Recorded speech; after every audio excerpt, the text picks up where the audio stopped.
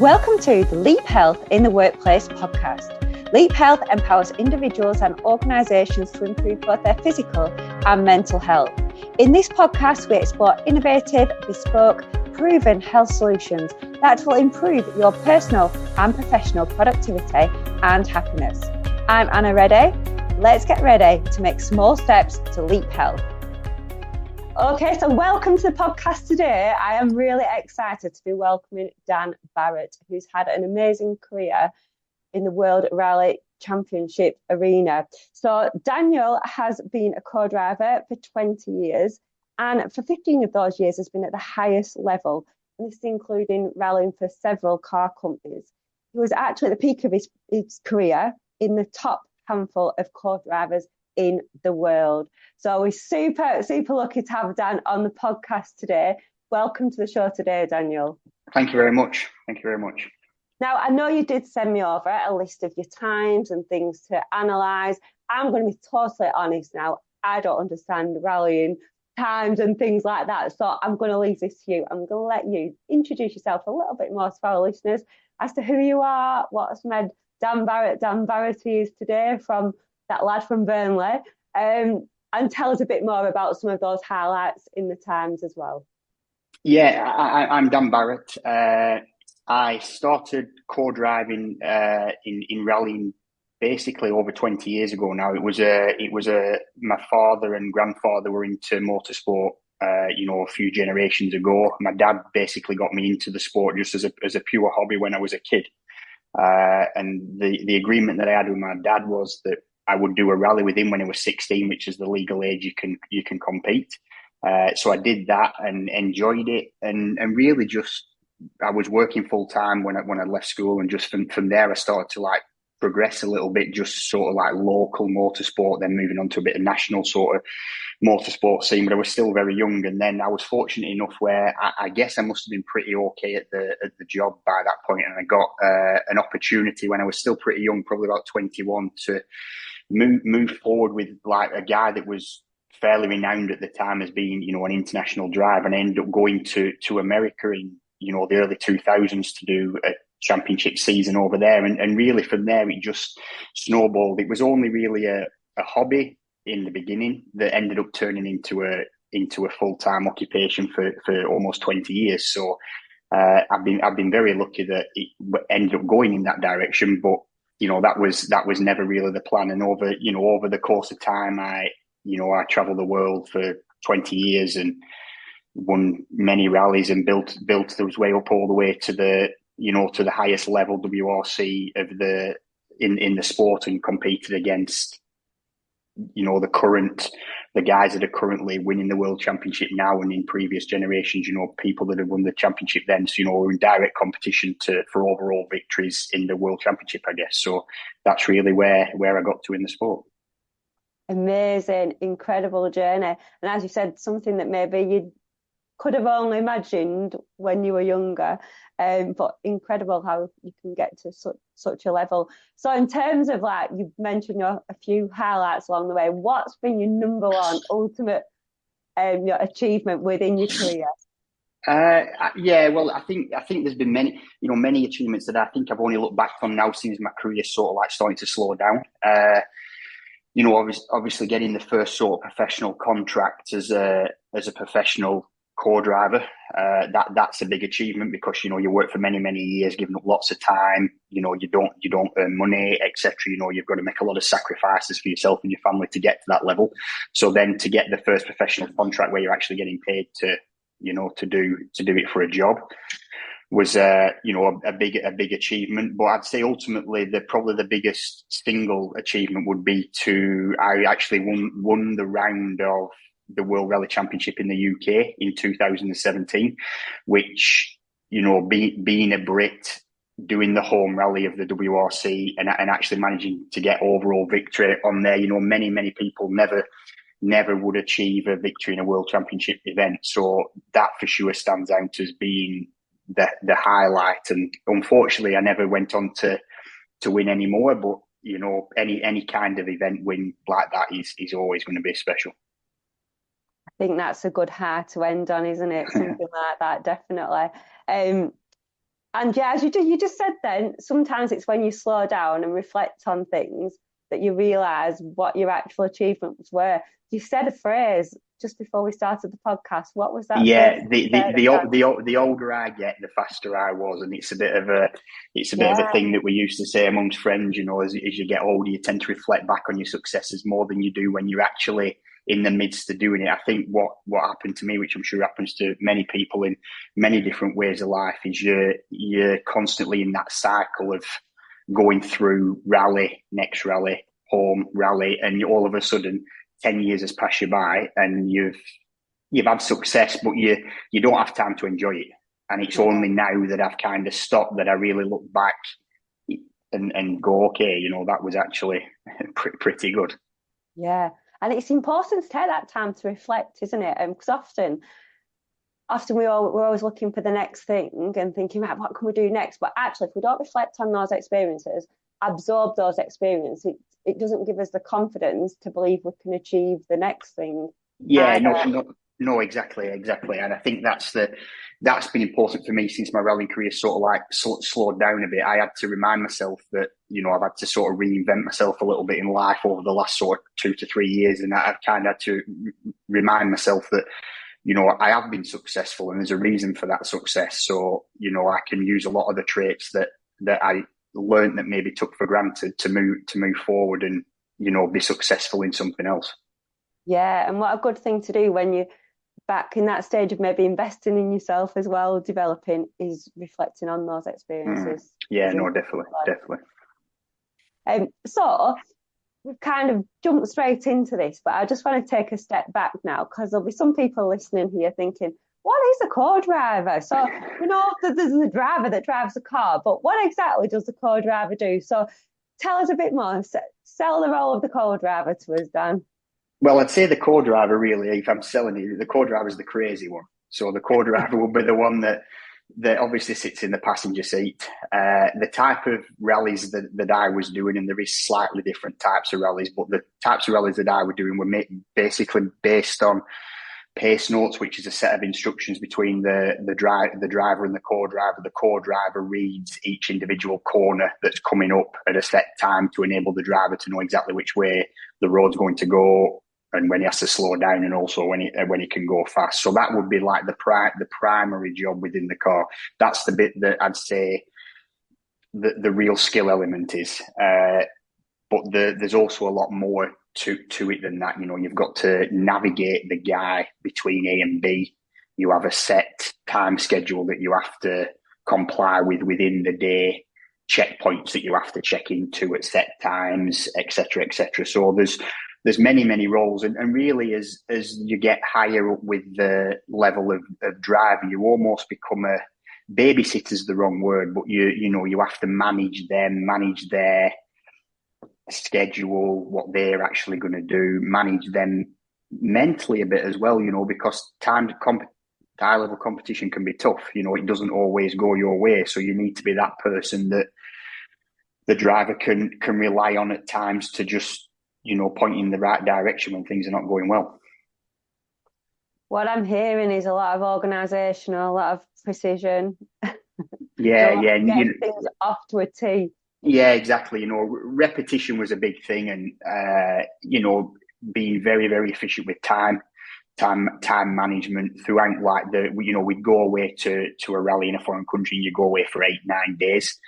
But obviously, there's a time schedule to that 8 or 9 days. So you know, you have to really plan that 8 or 9 days, make sure that everything you need to do before the competition starts is done at the right time, and subsequently when you're doing the competition, you know, timing for everything, whether it's timing for reading the pace notes for the driver to enable him to go fast, or timing to enable you to get from A to B. Timing is really everything. So a real good know-how of time awareness probably is a big thing.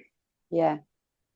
So what would be your top tips then, if anyone's listening now, around, you know, how can they be more organised? You mentioned time. Time is one of our most precious commodities, isn't it? But you know, that precision that you talk about, having to tell the driver exactly where to go. I can imagine myself in the seat being like, it's fine, we'll wing it. Oh, let's just take a left here, take a right here and go with it. not that precision isn't natural to everyone. What's your top tips in terms I of? think I think I think you've just to have a good overall understanding of everything around you in your environment. So, if whatever environment you're in, you will have information that enables you to be prepared for that environment on that day. It's getting a good overall understanding of all the information that's been given to you, so that when you get asked something to do with a certain thing, it's almost second nature to give the answer. These sort of the drivers are, high performance athletes. They don't want to wait for somebody to go and find some information because they don't know. Yeah. So you have to know the information when they want to know it. So, I think the preparation before I went away from home, and also the preparation the week before the event was really key to, being underprepared is no excuse really. You had to be prepared. Yeah, absolutely. And like I said, the driver maybe doesn't have that much patience, so you've got to be there ready. Yeah, to give that ready, and be the one that, if they do go off on a bit of a tangent, to try and bring them back to the reality of where you actually are. Yeah. So I'm just going to go back to another point that you mentioned before, in terms of sometimes, you're really supporting the driver as well, and being in these, high level situations can really challenge the mental health as well. So when we go into workplaces, we're often talking about the power of collaboration, and colleagues working closely together, because it is a real driver in terms of success, whether it's in a sporting situation or in a corporate situation. It's such a driver to success if people can collaborate. In your situation, this takes it to another level, because actually you've got to have so much trust between you, because your lives are on the line, aren't they, if you go the wrong way or come off the track.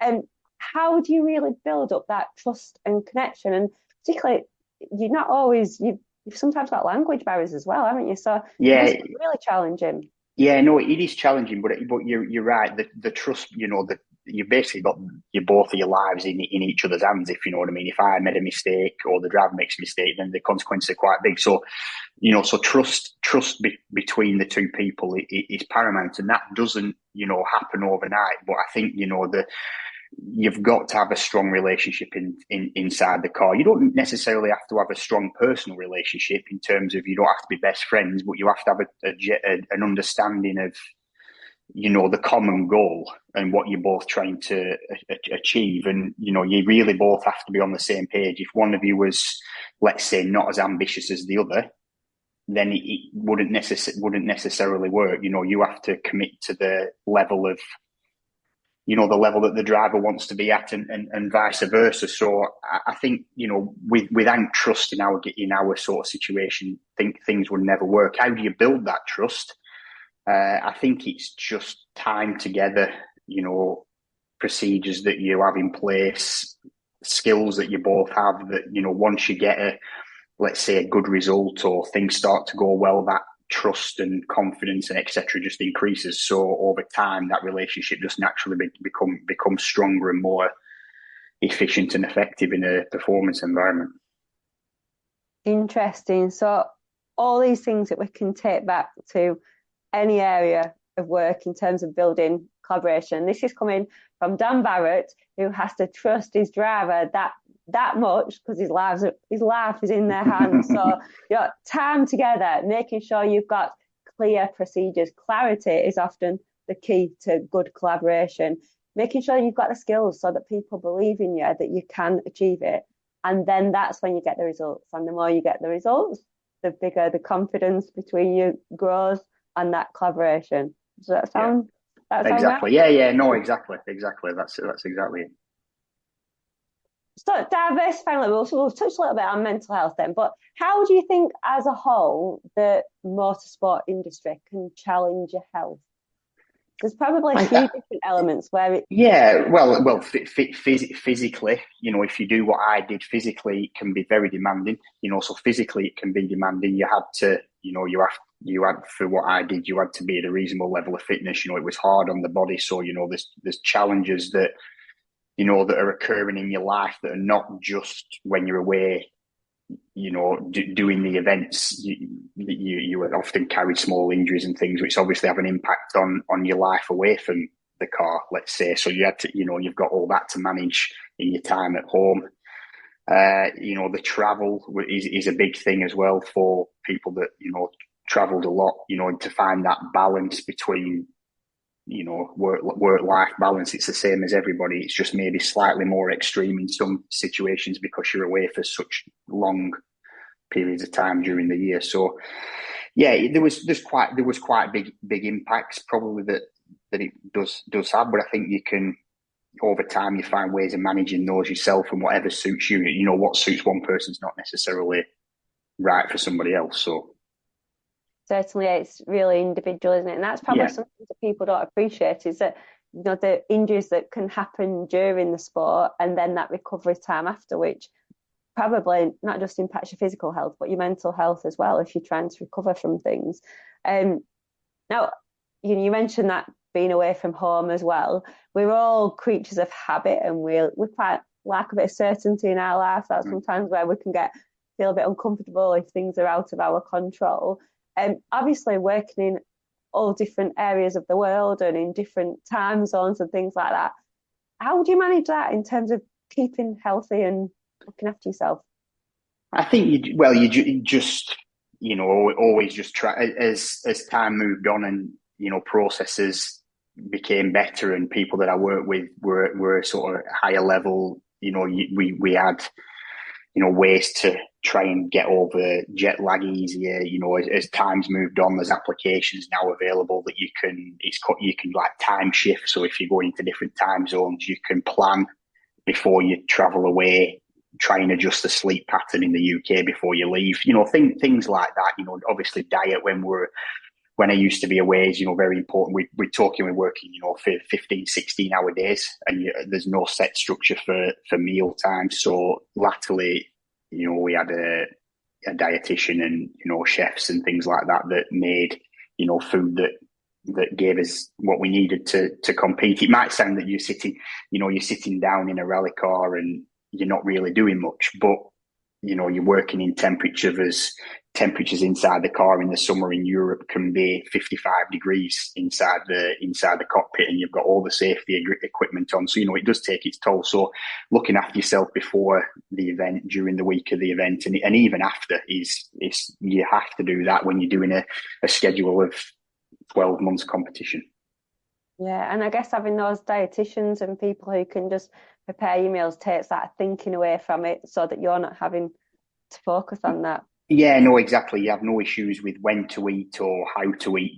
That when you're in a position to actually have time to eat, there was food there, so that was never something that you had to worry about. But I've been in the same situation where you're having to manage that yourself as well at the lower levels of the sport. And probably 15 years ago, I suffered more with lack of energy, etc., on events by not eating properly. And it's only subsequently that I came through the process of the sport that I saw really how it should be done.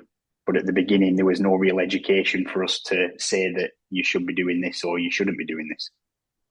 Fascinating.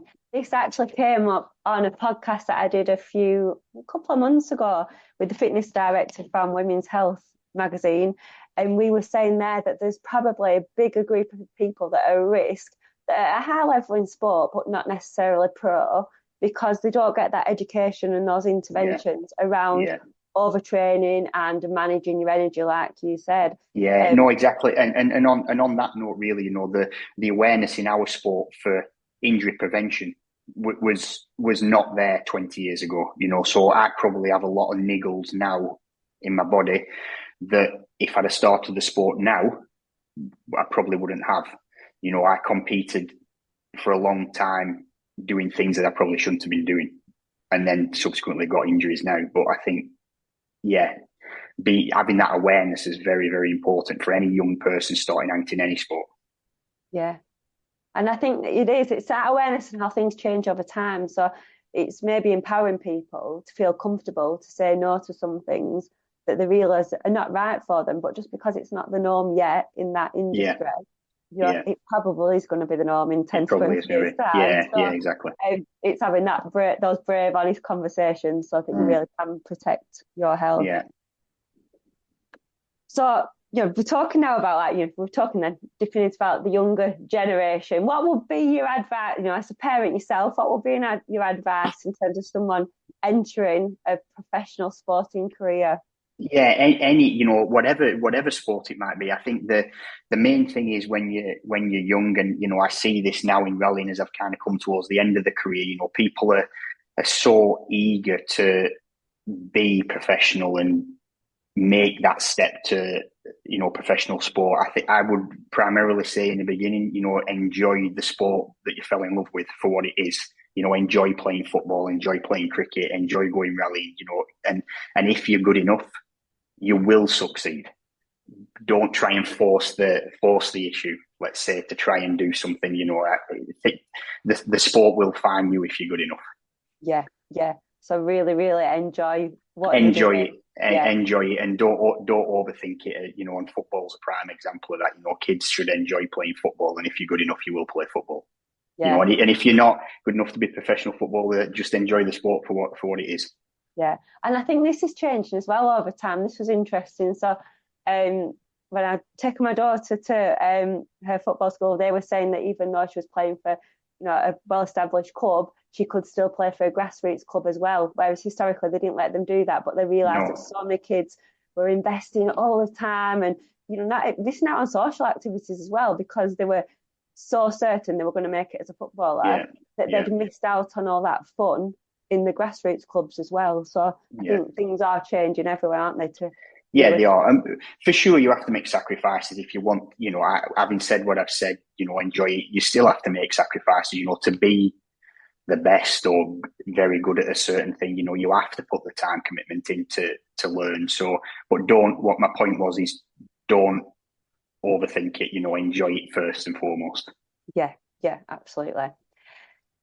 So there was a point I just wanted to go back to there, Dan. We started talking about your physical health and how you could get injured and things like that.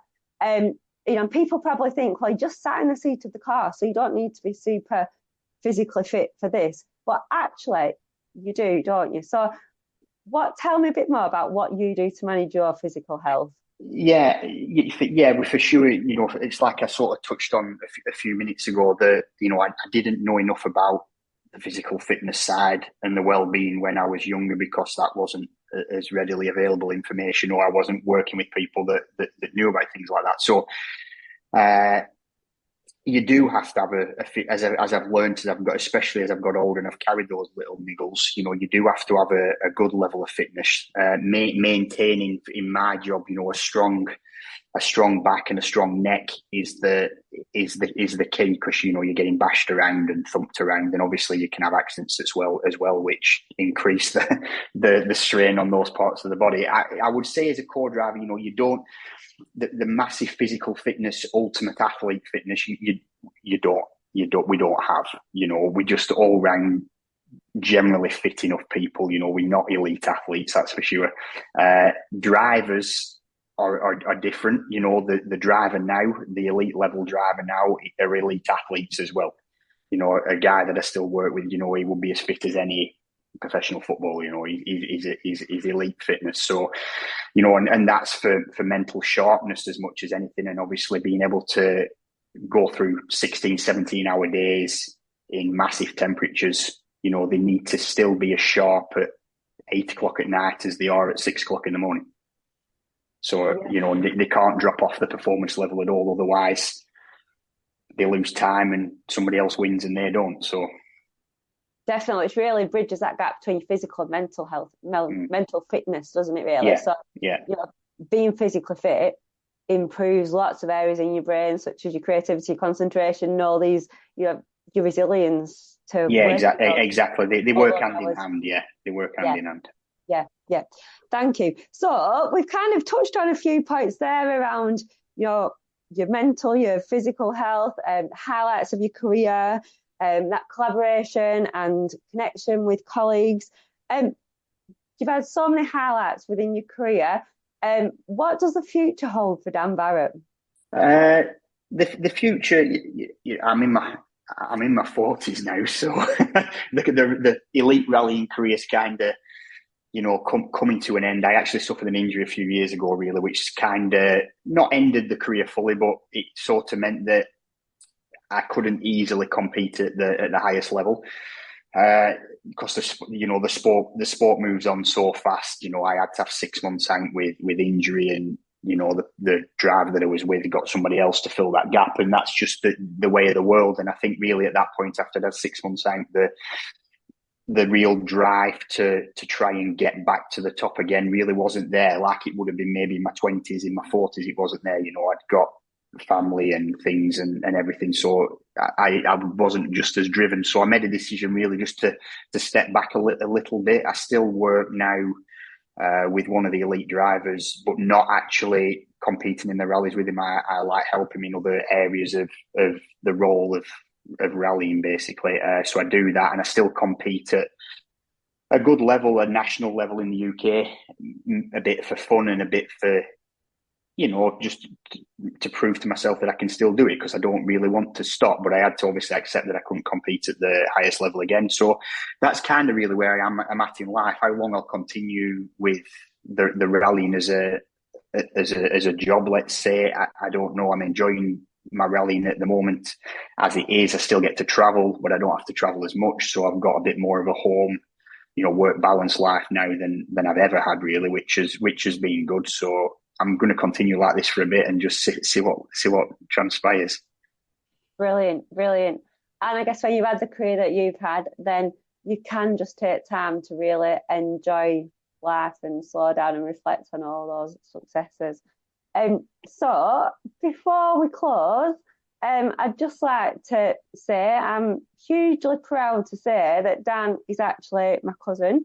And I can honestly say and vouch that although he's had this amazing, successful career, been one of the best co-drivers in the world and had so many achievements, he's still the most grounded, authentic, normal person. And although he's not still in the beautiful scenery of Burnley, he's moved on to somewhere far more beautiful.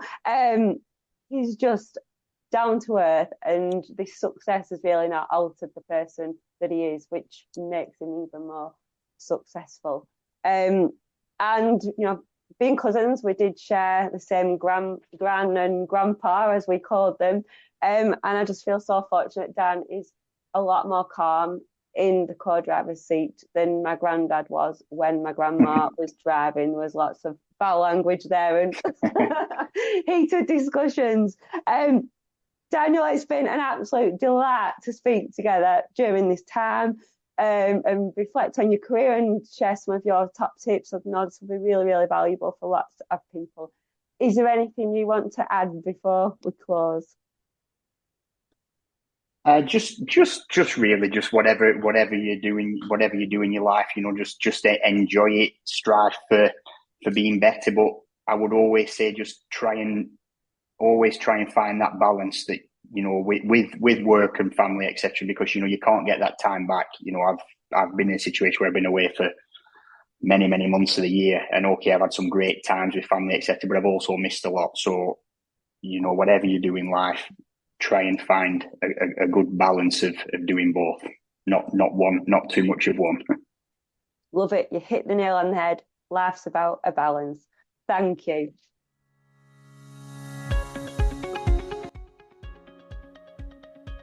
So before you stop listening, I want you to think about how you can make health contagious. Did anything resonate in the podcast? What did you learn that was new? Did you hear something that you thought someone else would love to hear? If so, please share this podcast. Please leave me a review, or please get in touch at anna@leaphealth.co.uk to learn more about how you can improve physical and mental health of individuals and those in the workplace, so that everybody can feel happier and healthier and more productive. Thank you.